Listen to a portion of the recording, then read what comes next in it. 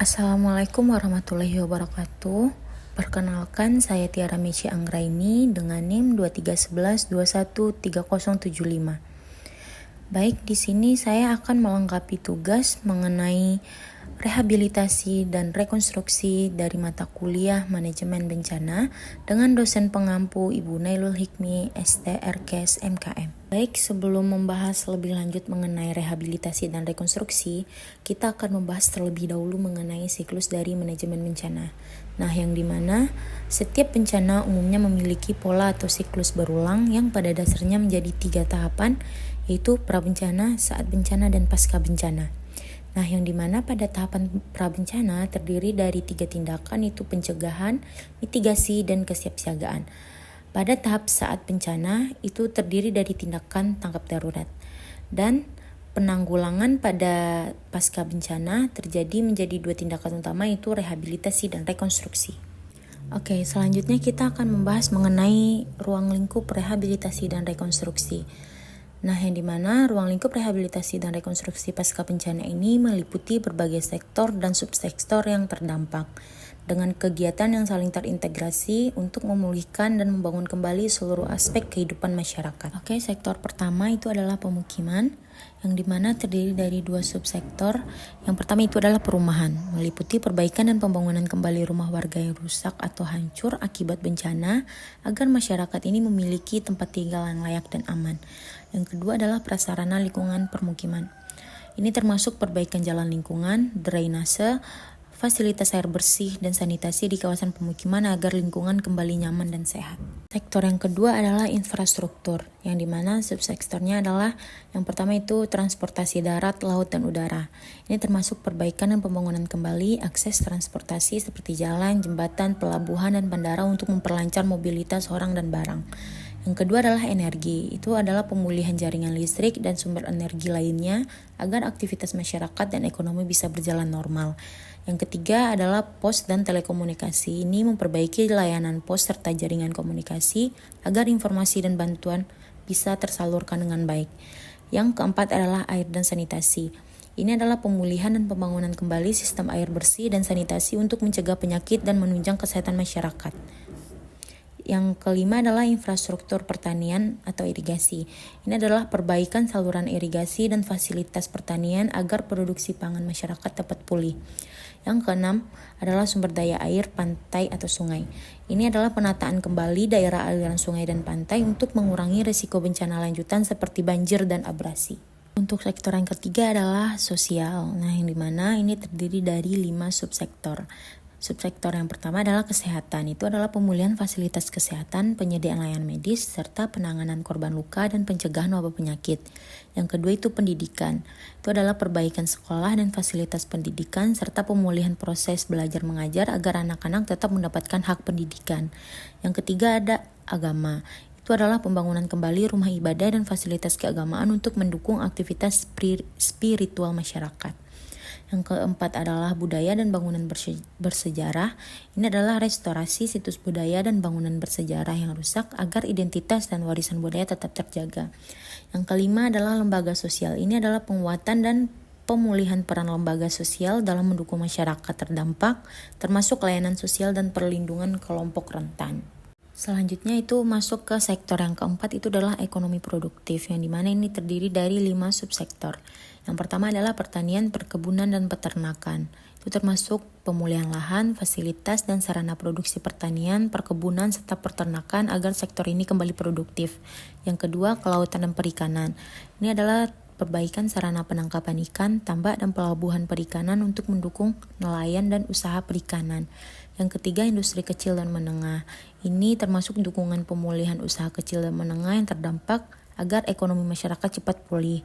Yang keempat itu perdagangan atau pasar.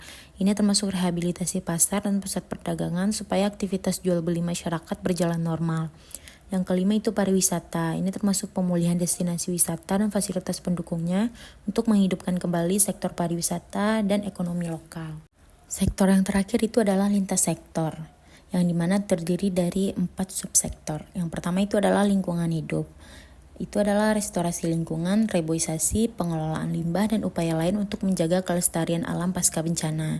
Yang kedua adalah pemerintah, itu adalah pemulihan sistem dan fasilitas pemerintahan agar pelayanan publik tetap berjalan efektif. Yang ketiga adalah sektor keuangan atau perbankan.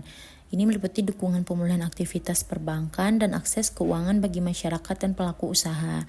Yang terakhir adalah ketertiban dan keamanan. Ini adalah penegakan hukum, pengamanan wilayah, serta pemulihan rasa aman agar masyarakat dapat beraktivitas tanpa gangguan. Oke, selanjutnya kita masuk ke materi yang ketiga, itu adalah definisi rehabilitasi. Menurut Undang-Undang Nomor 24 Tahun 2007, rehabilitasi ini adalah perbaikan dan pemulihan semua aspek pelayanan publik atau masyarakat sampai tingkat yang memadai pada wilayah pasca bencana. Selanjutnya itu adalah sasaran dari rehabilitasi ini. Itu adalah untuk normalisasi atau berjalannya secara wajar semua aspek pemerintah dan kehidupan masyarakat pada wilayah pasca bencana. Nah, yang dimana artinya ini adalah rehabilitasi bertujuan untuk mengembalikan fungsi layanan publik dan kehidupan masyarakat agar berjalan normal kembali seperti sebelum bencana itu terjadi. Oke, selanjutnya kita akan membahas mengenai kegiatan dari rehabilitasi. Nah, kegiatan yang pertamanya ini adalah perbaikan lingkungan daerah bencana, yaitu membersihkan dan memperbaiki area yang terdampak dari bencana. Yang kedua adalah perbaikan prasarana dan sarana umum, yaitu seperti memperbaiki jalan, jembatan, saluran air, dan fasilitas umum lainnya. Yang ketiga adalah pemberian bantuan perbaikan rumah masyarakat, seperti membantu masyarakat memperbaiki rumah yang rusak. Yang keempat adalah pemulihan sosial psikologis, seperti memberikan dukungan mental dan psikologis kepada korban bencana. Yang kelima adalah pelayanan kesehatan, yaitu memberikan layanan kesehatan untuk mencegah penyakit dan merawat korban. Kegiatan yang keenam itu adalah rekonsiliasi dan resolusi konflik. Ini menyelesaikan konflik yang mungkin timbul akibat bencana. Yang ketujuh itu adalah pemulihan sosial, ekonomi, dan budaya. Ini menghidupkan kembali aktivitas sosial, ekonomi, dan budaya dari masyarakat. Yang kedelapan adalah pemulihan keamanan dan ketertiban. Itu menjaga keamanan dan ketertiban di wilayah terdampak. Yang kesembilan itu adalah pemulihan fungsi pemerintah. Itu mengembalikan pelayanan dan administrasi pemerintah.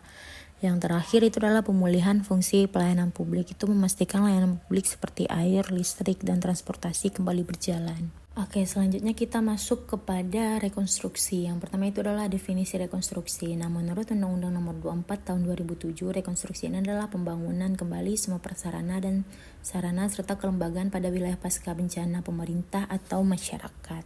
Selanjutnya itu adalah sasaran utama rekonstruksi. Nah, yang dimana sasaran utamanya ini adalah untuk tumbuh kembangnya kegiatan ekonomi sosial dan budaya, tegaknya hukum dan ketertiban, serta bangkitnya peran serta masyarakat dalam segala aspek kehidupan.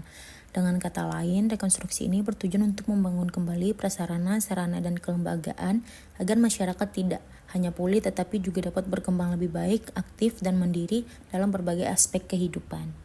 Oke, selanjutnya kita masuk kepada lingkup dari kegiatan rekonstruksi. Nah, yang pertama itu adalah pembangunan kembali sarana dan prasarana, itu membangun ulang infrastruktur yang rusak dengan kualitas yang lebih baik. Yang kedua itu adalah pembangunan kembali sarana sosial masyarakat.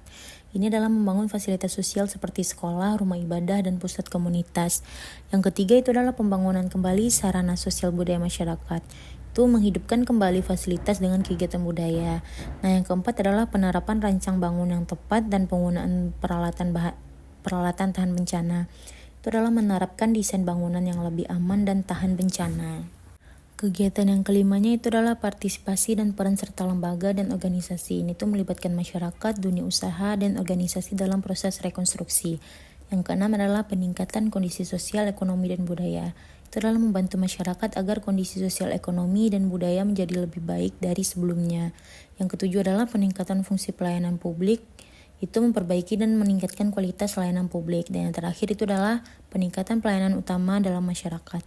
Itu adalah fokus pada pelayanan penting seperti pendidikan, kesehatan, dan juga keamanan. Baik, sekian materi penjelasan mengenai rehabilitasi dan rekonstruksi yang bisa saya paparkan. Sekian, saya ucapkan terima kasih. Wassalamualaikum warahmatullahi wabarakatuh.